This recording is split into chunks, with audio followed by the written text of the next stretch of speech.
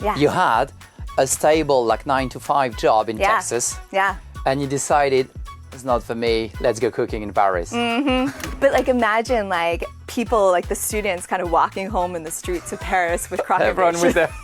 I spent a month making croissants at home. I think I made about probably 20 different batches in 1 month. Okay. I don't know how much weight I gained. You apparently came up with, you're teaching Yep. a technique that you call show me the money. Oh yeah! Hi everyone, and thank you for tuning in. So today's guest came all the way from across the Atlantic and is going to teach us, made a dream come true, and she's going to teach us what it is to have been trained at Le Cordon Bleu. So Molly, welcome to the show. Thanks so much for having me.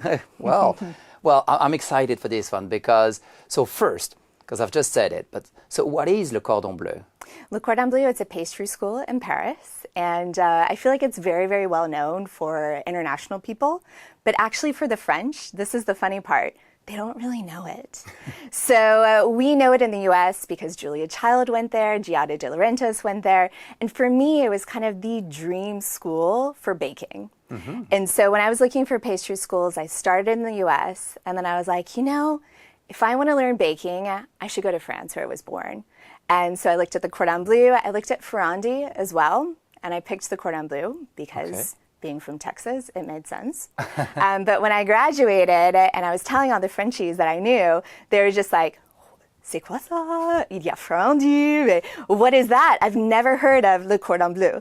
And maybe it's how I pronounce it, but I was like, no way. And so, yeah, it's very internationally known, but for me, that works out really well because I wasn't sure if I was going to work in the US or in France, but I knew my clientele was probably going to be North Americans. And so I needed to go to a school that had that kind of prestige in their eyes. And I'm really glad I went there too. It was absolutely incredible. Because, the fun part is most of the French, I included, we know Le Cordon Bleu as more like a recipe. Yep, exactly. Well, can you tell the audience maybe what it is, what we would know? Oh yeah, like the chicken with the ham on the inside, a little bit of cheese. My husband, Francois, he's been working on it. He's been doing like raclette cheese on the inside. It's absolutely delicious. Trying comté as well. And the trick is to get it to where it's cooked all the way, but the cheese isn't like melting out. Yeah. So yeah, the Cordon Bleu, definitely the French know that. But the pastry school, not as much as I thought. That was the funniest thing is I would walk around and I'd be like, I went to the Cordon Bleu, and they'd be like, what's that? Oh, okay. Although this is, even for the French standard, this is a very old institution. I think it's the 1800. I think 1890 something. I think so, yeah. It's been around for a long time. For a long time, so. Yeah, and it's in the movie Sabrina as well, so. Oh, wow. Yeah. And so you did mention this is like a pastry school, a school for pastry chefs. School for cooking. Yes, yeah. in general. Okay, so they do that, but also there's other programs or courses. Yeah, so you can do boulangerie, so bread baking. Pastry is what I did. So it was a year-long certification, so 3 months. And the interesting thing is that you just apply, you get in, and then how they weed you out is every single semester. So you have beginner, intermediate, and superior. You have a really intense test at the end of that. Oh. And if you don't pass, you don't move on. Oh, wow. And so it was really interesting. It was like applying for college. And how long of a program is this? So it's usually 3 months per semester. Yeah. Or situation essentially. And then you can do a 3-month internship after that. So in terms of the program length, it's about a year long. Okay. But you can do like an accelerated version where you do all of that, I believe, in 3 to 4 months. So it's like really, really fast. For me, I was like, I want to enjoy Paris. I was working remotely for my marketing company that I'd worked for before for about 7 years. And so for me, I was like, okay, I've got like a part-time job that's paying my rent here. I'm also studying. I have a plan B. If like pastry doesn't work out, I can go back to marketing. And it was just really interesting. It was quite the life. That was like such an amazing year. Sounds exciting. Yeah. It was unbelievable. Actually, you've just touched base on something because for the audience, so that I understand, you had a stable like 9-to-5 job in Texas. Yeah. And you decided, it's not for me. Let's go cooking in Paris. And my parents, they made me pack up my luggage, walk around the block to make sure that I could carry all my suitcases before I took the plane to Paris. Oh, really? And I was like, okay, I'm set. But no, that was in my mid-20s. And I'd moved back home to save up for going to culinary school because I'd already gone to college, graduated with a degree in marketing, and worked at digital marketing for about 7 years. Absolutely loved it. I loved being in Excel. I was a manager. I was training people. But I reached this point where it was like, okay, I could either move on with that career, move up the ladder, I was doing well, or I could pursue my passion. And so nice. I decided, I was like, my passion ever since I was little, we're talking like 3-4 years old, was to bake. Like my mom, that's how she entertained me, was cookies in the kitchen, brownies, making sure there was like butter, sugar, everything ready. She still does this when I come home too. It's great. She's always like, what baking materials do you need? Like make sure I have them in the house for you. And so I just didn't realize that that was a path that I could follow. For me as an American, it's very much so like office job. 9 to 5, that's where the success is. And I was like, bakeries, I don't really want to do a bakery, but I didn't know what else was out there besides maybe working in a restaurant. But when I was mid-20s, it was very much this like kind of fork in the road. And it was like, okay, if I pursue it now, I have time to go back to marketing just in case pastry doesn't work out, right?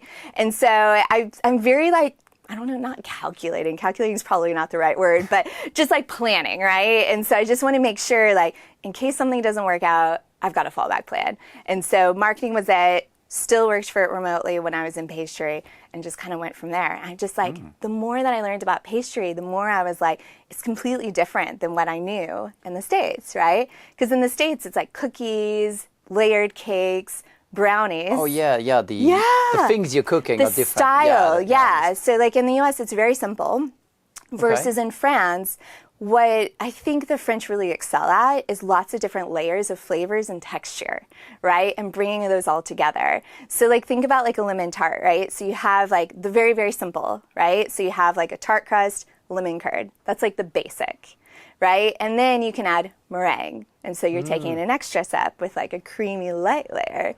But then you can also change it up. And there's places that do like crème d'amande on the inside, like a frangipane. And so now you've got like an almond cake buttery layer, right? And then there's other ones too that add like caramel and fruits and stuff. And so it's like all of these little hidden textures that make something really, really special. So that's what, for me, when I was in school, I was just like, this is incredible. Like you learn kind of the basics and then you can kind of mix and match them to make these really incredible things. And that's how you end up with doing some Cédric Grolet style kind of. Not quite. which is like a famous chef for pastry. Yeah. He's known for his like, his pastries that look like fruits. So like if it's a lemon. They have layers, like you say. Yeah. I mean, there's the appearance, but also inside it's usually creamy. There's a lot of stuff as well inside. Yeah, but he really excels in making it taste like the actual fruit. And so sometimes people actually don't like them because they taste too much like the fruit. Well, especially if it's a citrus. Well, yeah, exactly. Imagine biting into a lemon and you're like, whoa, it's too much. Oh, no, I can understand It's interesting, yeah. And actually, because it got me curious, what is like a typical day, if there's any of those, a typical day like at Le Cordon Bleu, when you was training for that? Yeah. What does it look like? I mean, yeah, so for me, I was at the old location, so Vaugirard, and it was tiny. I had this place that was called the Winter Garden where we all kind of gathered and like exchanged pastries or baked goods. It does sound very posh, the Winter Garden. But I mean, it was very old, very small, and so they didn't have enough rooms for everyone. And so essentially your schedule changed every single week. Sometimes you would have school on like Monday, Tuesday for a couple hours. And then the next week it would be like just on Wednesday. And so it was really interesting. And it was kind of them like trying to figure out the schedule with all of the students. But essentially you do a demonstration. And this is with the chef who's showing you 2 to 3 different pastries. And then after that, you either go straight into the kitchen and you make 1 or 2 of those pastries with a smaller group of like 10 people. or you go back the next day or something like that. So you actually don't make all of the pastries that the chef actually demonstrates. But it is, you're kind of like thrown in the kitchen afterwards and you're like, okay, here's the recipe. Go for it. There's a chef that kind of mills around a little bit, but doesn't really answer too many questions. So you have to be like really paying attention. And I just remember it's more like supervised, but you're kind of alone there. Yeah. And I just remember like lots of like shorthand that I learned, like because you take so many notes, like as you're like watching and learning, because a lot of learning, cooking in particular, is watching the motions and the textures of things that, you know, what they're supposed to look like. And so even though the chef would teach in French and there was a live English translator, you still, even if you didn't get everything from the English translator, if you didn't speak French, you still could get quite a lot just by watching. So sure.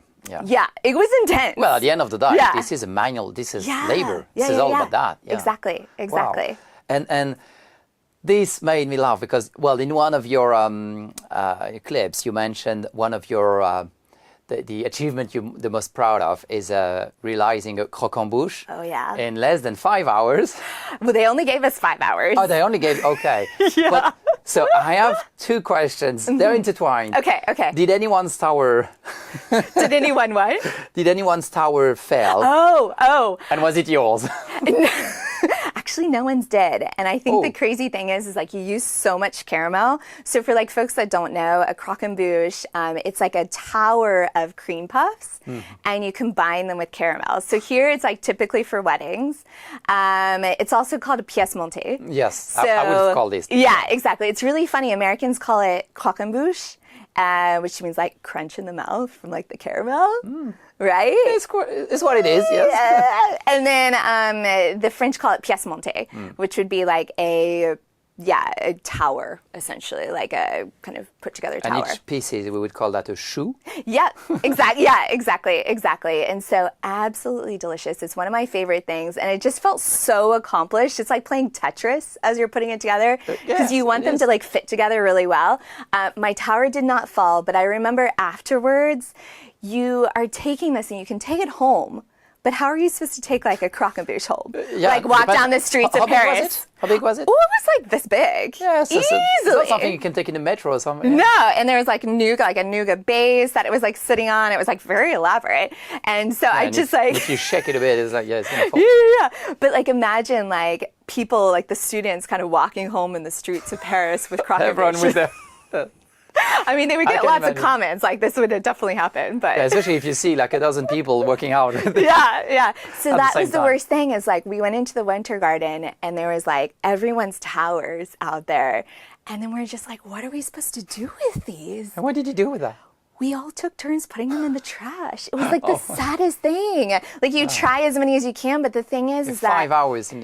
Yeah, but it's like it's not going to stay, and so you took like a couple of the croquembouche, but the little choux. But the sad thing is that the caramel will start to melt with humidity, and so it doesn't last more than a couple hours, anyways. Oh wow! And so they can't be made in advance. I didn't realize it was so short-lived. It really is, and so like it's a very, very special dessert in that way. Yeah. Because like you say, I only had that during like festivities, like weddings or marriages. Yeah, and so it would have been assembled that morning because if they did it the day before, it might not have stayed in the tower structure. Okay. You've touched based on one thing also because obviously I looked into your profile and what you did, and that's how I discovered about Le Cordon Bleu as well. Like any Frenchman, I didn't know about it, despite it being so old. But why do you think it's mostly international? And there was only one Frenchman, you said, I think, during your time there. Yeah, like our class, it was 70 people, 75 people when it started. And only one? Only one French person. Yeah, the rest was, so pastry is very, very popular in Asian countries. So we had like about half was from Korea, Japan, Thailand, Taiwan. It was really amazing. And then the other half was extremely international. Okay. So one of my friends was from Germany. There's, I think, one or two other Americans. That's it. Only two? out of 70, 75 people, you know, and then there's a girl from Argentina. Other English Spain. speakers? Yeah, so it was mostly English speakers. Like, I would say some people spoke a little bit of French, but not a ton. Okay. And the translators, they're just English. doing English, no Spanish or other languages? No, just English. It might have changed now because actually now they have really fancy like earpieces. And so you can, but I think it's still live translation is what I've heard. But they did move campuses. Where do you think the French chef go then? Where the French chefs go? Ferrandi, mostly. Okay. Yeah. Or they do the CAP, so their certificate in yeah, it doesn't pastry. sound as fancy. It's just like regular program. Yeah, but it is very, very necessary in France if you want to work at a pastry shop. And so for me, it was like if I wanted to work like in an actual pastry shop, it could have been some like an additional certification or a test that I might have had to pass. Yeah, and just for the audience, you know, like the CAP, for example, we could say it's kind of like uni for like a unique kind of program. It's like public kind of. Yeah, exactly. And there's like certain things that you're learning essentially. And so I've looked into it. I was like, that could be kind of fun, like a fun refresher. Yeah. Like, why not? But I've also looked into like getting into chocolate or candy because that was something that was a little bit of a misconception in pastry is that it is this all-encompassing field of sweet things. But it's actually not. So like my particular field is general pastry, which is typically things that are not yeasted. It's things like macarons, tarte au citron, like we talked about, the tarts. And Macaron is not the French president. No, exactly. Macaron, things like that. But yeah, it's really things that are not yeasted typically. Sometimes we'll work with like brioche. But croissant, for example, croissants, that was something I did one 5-hour class on, and then I was never really expected to do it after that. Oh, so croissant, not your jam. No, that's viennoiserie, so it's layered. And so that's another specialty in pastry. So it's really interesting. Yeah. Actually, well, that is a question, it's a burning question I want to ask you. What would be, well, a pastry that Americans are most familiar with? Well, they would say croissants. They really would, because Americans really see pastry as croissants, anything French, essentially. Okay. Yeah, versus here, that's actually not the case. So no, that's it's hard to like explain. And so I remember when I first started teaching, everyone was asking for me to do croissants, and I was like, man, I worked in several bakeries. I worked on like different parts of it, but I haven't done the whole process in years. And then also to like translate it to like actually doing it at home is something really different too. And so I spent a month making croissants at home. I think I made about probably 20 different batches in 1 month. Okay. I don't know how much weight I gained. My dog was very happy because I would get up at 6 in the morning and I put them in the oven, which was the best thing ever because it just smells so incredible. Yes. There's literally... When you walk past those boulangeries, you can smell it from the outside. But like, Fabian, there's nothing like a freshly baked croissant, like at home. There's nothing like it. It's still warm and all. Yeah, like the smell, the anticipation of it, like in the oven, you're just like, wow.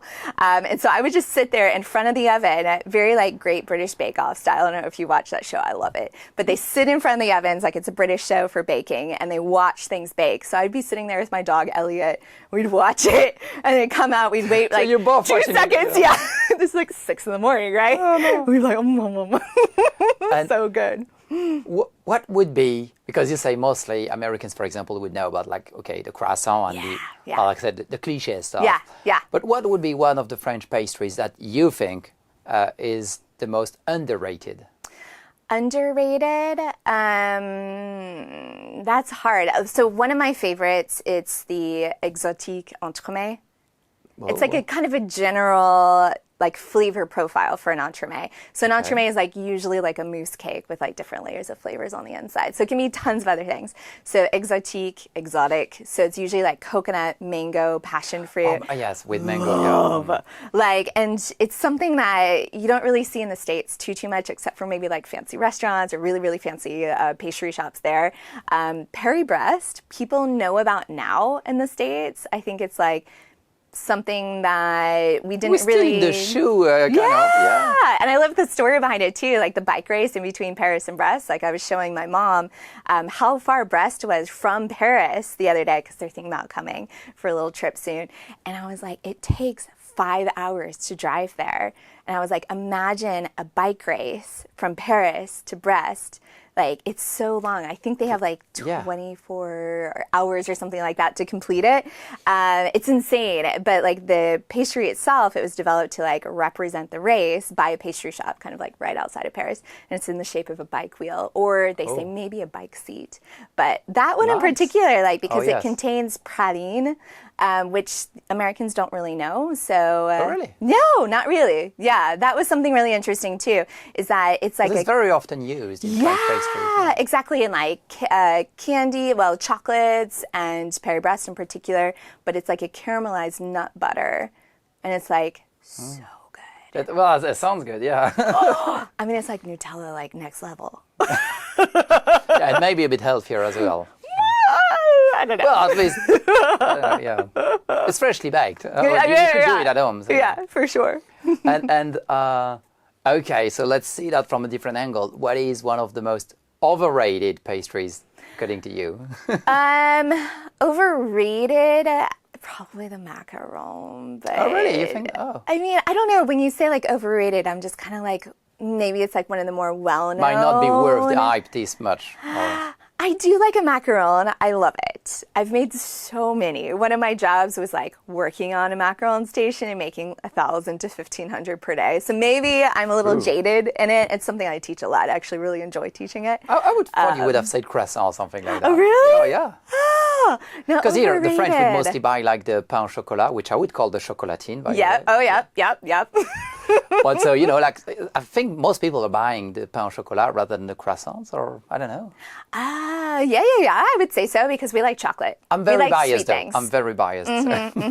But like the macaron, I think it's like very easy to get a bad one. Yes. And so I have a lot. Yeah, there's very good and very bad ones. Right. Yeah, because they go stale very fast within about like 2 to 3 days or so. And especially like depending on how the pastry shop actually stores them. So if they're not stored in like a refrigerated section, then you know for sure they're probably not good. It's going to dry. Yeah. And so like I feel like a lot of tourists come to Paris and they get macarons and they're like, because they're so beautiful and da-da-da. They're pretty, yeah. Yeah, they're really pretty. And then they're like very like déçus, like they're very like disappointed because it's not good. And I'm like, if you make it fresh, very good. And we'll talk about that. Okay. The approach about, well, actually we can talk about that now. The approach versus like traditional recipe. I mean, it's funny because even like the modern recipe is more than 100 years old anyway. Yeah. Apparently there's different types.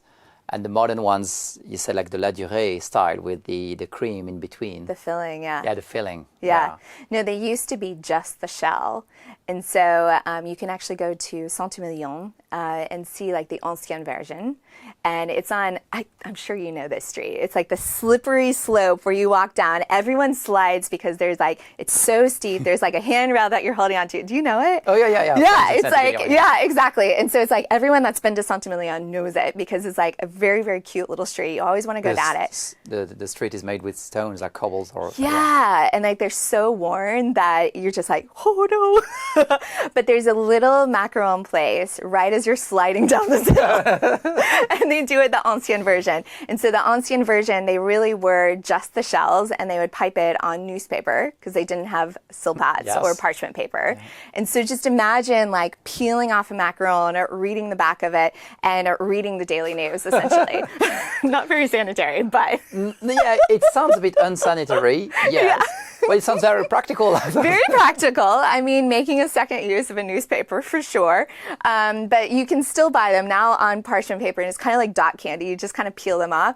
But what I heard, and it's like with food history, there's so many different stories, right? Because some people say they came here with Marie Antoinette and like things like that. They say that for like almost all pastries.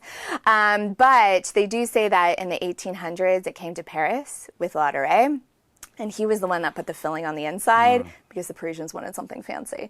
I don't know. It seems kind of believable, but who knows? Yeah, it seems credible indeed, yes. And actually, I've heard the same stories, so doesn't mean it's true, but we'll buy it. Exactly. Well, also, you made me laugh with, again, I was watching your content, and you apparently came up with, you're teaching a technique that you call Show Me the Money. Oh, yeah. It's for mixing dough. Yeah, that was one of my chefs at the Cordon Bleu. That's what he said. So that's a real technique. Yeah. Well, I mean, I don't know. Like, he just used that phrase, and I loved it. Yeah. Well, it's a great way to think about it, because you're just like, show me the money, right? And so, because a lot of people, when they're working butter into flour, they do it like this. And it works, but it's actually a lot easier if you can see it. And what you're doing is you're putting like the flour and the butter in like kind of where your fingertips are, and then you're using your thumb to like press.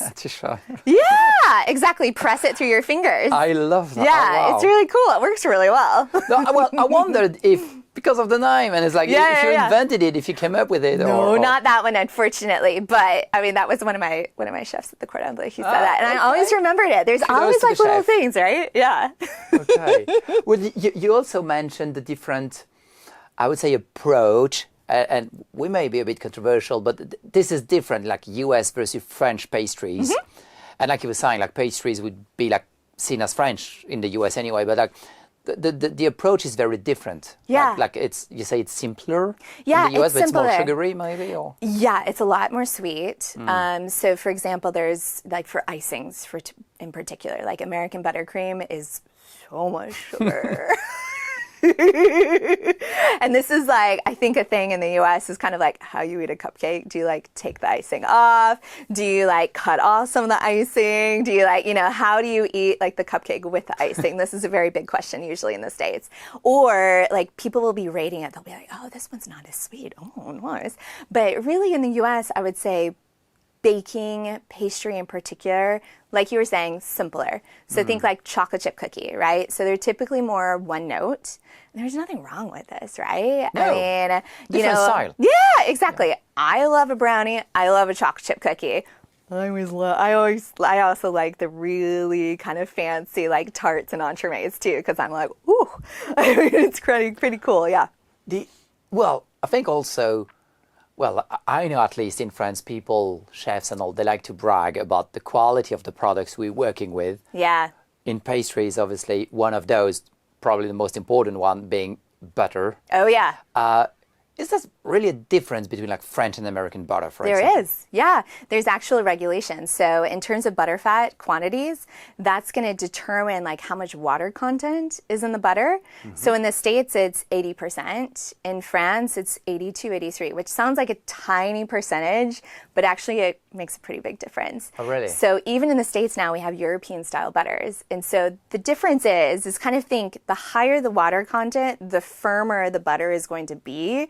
Right when it comes out of the refrigerator. It's counterintuitive. Okay, I would thought the other way around. Yeah, well, think like ice, right? So like ice cubes, hard, yes, right? okay, yeah. So the more fat, the more pliable it's going to be. So the higher fat percentages allow you to work with the butter more easily when it's still cold. So that means for like pâte brisée or like tart doughs or pie doughs or croissants in particular when you're laminating it. So when you're laminating doughs, you need to put butter in between two things of dough and you're rolling it out. And so that butter has to be at the right temperature, the right pliability to move with the dough, right? But it has to be cold enough to where it's not melting out of the dough. Yes. And so the higher the fat content, the better the results that you're going to have. You told me, and this is also something, in a way you confirmed it. I mean, we talked about this before, the fact that usually a good pastry chef is not necessarily a good chef, and a good chef is not usually a good pastry chef. Yeah. Because the styles are like pastry is almost like chemistry. Like it sounds very accurate, very precise. Completely. And then also, when you have pastry shops in France, a good pâtissière is not necessarily a good boulangère, right? So it's very different. Pastry. Yeah, so I'm sure you've seen this. Like when you walk into a good pastry shop, they usually don't have baguettes, right? Oh, right. Yeah. So if they have both, then you're kind of like, what's their like main thing? Because typically one will be a lot better than the other. And so if it says boulangerie, then I'm really expecting like very simple kind of like flan, maybe eclairs as like the pastries, right? Okay. Things like that, or like very simple tarts. But because like the main thing there is their breads, their baguettes. That's their kind of specialty. Because working with yeast and breads is so different than like fancy pastries. So yeah, that's kind of a thing. Like if you walk in and you're like, the bread looks really good, the pastries don't look good. That's very normal. Or the pastries look good, but the bread doesn't look good. And actually, well, that could be a very practical advice for the listeners, the viewers, because, well, obviously Paris do have incredible pastries and incredible bakeries or boulangeries everywhere, but there's also the tourist traps, which survives mostly on like being on attractive locations. Do you have tips and tricks to like how to spot on like a bad boulangerie? Yeah. I mean, I would say if you're looking at it and it looks too generous, does that make sense? Or too colorful sometimes, or too much of a glaçage or a glaze on top. Typically, those are signs that they're covering up something. They're trying to make it look bigger and better than it actually is. And so they're kind of compensating for maybe not so great ingredients. So you can visually, after you've like tried a couple of pastry shops, I mean, just have fun with it, right? Like, visually you want to avoid. Visually you can kind of tell. But I would say like, if you, maybe look up like your favorite pastry shops. One of mine's Stoyard, which is the oldest pastry shop in Paris. I think it's so much fun. Oh, wow. Nice. Yeah, and the architecture on the inside, it's actually by an apprentice. Where is it located? So there's Rue Montorgueil. Okay. Oh, wow. In the there's a famous painting by Monet. Of Rue Montorgueil? Yes, with the national celebration of the 14th of July. Oh, really? Okay, cool. I used to live like right off of that street. And so this was like my pastry shop. And it's like the oldest pastry shop in Paris. I think it goes back to like 1720, something like that.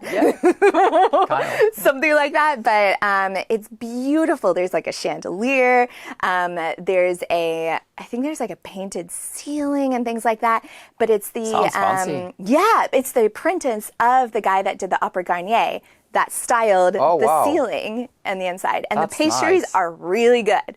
So once you see those, it's pretty easy, right, to compare when you're going to other pastry shops and you're like, they don't look quite so good. We should put the shop in the description because it's a good tip. It's a good one. And then right down the street, there's one that's called Fou de Pâtisserie, crazy about pastries.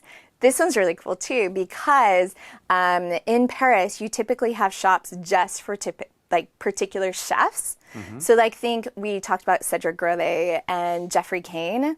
So they have their own particular shops, right? Yes. Well, Fou de Pâtisserie, they bring them all together. Oh, wow. Yeah. Because Grolet is next to the Meurice, which is where he's working. Exactly. I don't know if they have Cedric Grolet, but they have a lot of other famous pastry chefs. Yeah, Hermé maybe. Or and so you can actually go in there. They're all priced the same, which is kind of cool. They're expensive, but it's worth it. I would say probably expensive. But you can test a lot of different chefs at the same time without going to a particular... that's a very good tip. Okay. Yeah, there's also Gallery... Sorry, I've got lots of tips. There's also the Galerie Lafayette. They have the food court, and it's the same thing. Like, each of the top chefs have their own kind of stands. In which arrondissement, district is this? Galerie Lafayette, the 8e. And the Fou de Pâtisserie, it's on Rue Montorgueil, just down the street from Stoyard. Okay, wow, okay. Nice. Yeah. Well, this is amazing. I've learned a lot, actually, today as well. Thank you, Molly. Absolutely. Before we wrap it all up, so for people watching, if they want to get in touch with you or just follow your work or you have... Where can they get in touch? You have a website? You're on social medias? Yeah, it's Molly J. Wilk. So my last name's Wilkinson, but we shortened it. My middle name's Jane, so if that helps you remember, mollyjwilk.com. And then on Instagram it's the same thing. So you can find me there.